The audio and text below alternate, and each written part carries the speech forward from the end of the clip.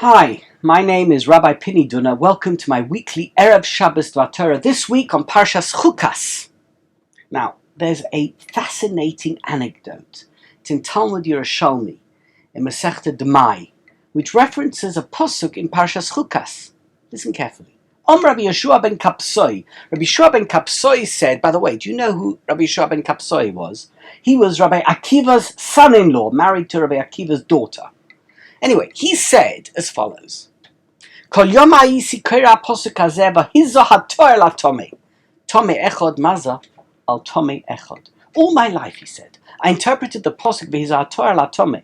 The pure person should sprinkle the ashes of the parah adumah onto the impure person, to mean that it has to be one pure person who sprinkles the purifying ashes of the parah adumah onto one impure person. And he can't sprinkle many people at the same time. Until I learned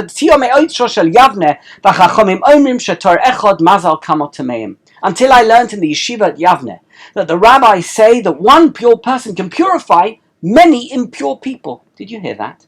The entire statement makes no sense. Firstly, why wouldn't Rabbi Yehoshua ben Kabsoi have known this basic detail of the laws of parah adumah? Secondly, Rabbi Yehoshua ben Kabsoi didn't show how the pasuk itself means multiple people. He just says that he heard it in the yeshiva at Yavneh. But how did he know they were right? And finally, why does Yavneh have anything to do with it? Why would hearing it at the yeshiva in Yavneh make any difference? Either it is the halacha or it isn't the halacha. All good questions, right? The Rosh Yeshiva of Yeshivas Chachmei Lublin, Rabbi Meir Shapira, offers a beautiful explanation of this cryptic reference to Yavneh. What happened in Yavneh? How did the yeshiva of Yavneh come to be established? You remember the story.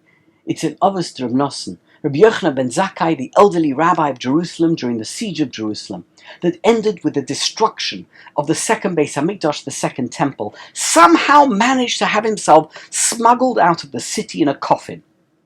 And he went to meet Vespasian, the Roman general overseeing the siege. After impressing Vespasian with his wisdom and insights, Rabbi Yochanan ben Zakkai was granted a request, and he said to Vespasian, "Ten li Yavneh v'chachamel, give me Yavneh and its sages. Please allow a Jewish religious center and yeshiva to be built at Yavneh," he said, "and allow Judaism to flourish even after the destruction." Within a year, as was inevitable, Jerusalem was destroyed and the rest of the country was totally devastated. But the yeshiva in Yavneh grew and thrived, and it enabled Judaism and Torah to survive the decimation of the Jewish world. But there's a question, said Rabbi Meir Shapira. It's puzzling. How is it possible that this tiny institution, a yeshiva, a rabbinical court, a few guys studying Torah together, how is it possible that this remnant of Judaism enabled Judaism to survive? You and me, we're only here today as Jews who keep 613 mitzvahs and all the rabbinic laws of the Talmud because there was a yeshiva in Yavneh. How did that even happen?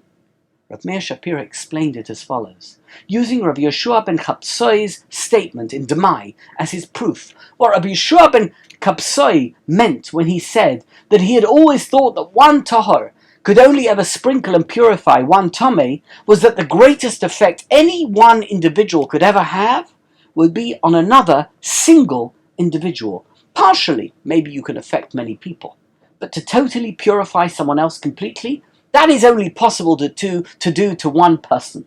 But then he came across Yavneh. Yavneh taught him about something called the geometric effect. Just a handful of students at Yavneh could influence many, many more students, each of whom could in turn have many more students, and the numbers are infinite, and they are eternal. You and me, we are living proof of that geometric effect, because this multiplier effect can affect not only just a whole generation who can become pure again, but also generation after generation for all time. What a powerful lesson from such an unexpected source. And that's how we have to think, all of us. Don't ever think that your influence is limited. Don't ever hold yourself back. If you become a living Yavneh, the impact you can have on others is exponential. And who knows, you could meet people in the course of your life who you have influenced, and they have no idea, and you have no idea, because there are degrees of separation. That is the power that you have. That is the power that we all have. We can purify the world. Wishing you Shabbat Shalom. Thank you so much for listening. Thank you for watching. Good Shabbos, good Shabbos. Thank you.